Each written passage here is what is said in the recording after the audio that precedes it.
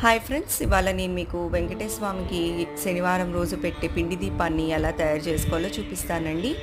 ఈ పూజని 7 వారాలు కనుక చేసినట్లయితే మీరు అనుకున్న కోరికని నెరవేరుస్తారండి స్వామి. ముందుగా అయితే ఒక ప్లేట్లో వరిపిండిని తీసుకోవాలి. ఇందులో అరటిపండుని స్మాష్ చేసి ఇలాగా వేసుకోవాలి.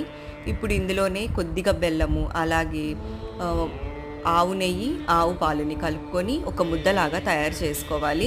నేను చూపిస్తున్న విధంగా ఈ క్వాంటిటీతో తయారు చేసుకోండి. నేను ఒక్క దీపానికి సరిపడా మీకు తయారు చేసి చూపిస్తున్నాను. ఇలా ముద్దలాగా అయితే వస్తుంది. మధ్యలో ఇలా ఒత్తుకుంటూ మనకి దీపం షేప్ అయితే వస్తుందండి. చూస్తున్నారు కదా, ఇలా తయారు చేసుకున్న తర్వాత ఇప్పుడు ఈ దీపానికి నామాలు, అలాగే బొట్లను పసుపు కుంకంతో అలంకరించుకోవాలి. ఈ దీపాన్ని స్వామివారి పటం ముందు పెట్టుకొని ఇలా పూజ చేసుకోవాలి. ఇది 7 శనివారాలు మీరు ఈ పూజ చేసినట్లయితే మీరు అనుకున్నది నెరవేరుతుందండి.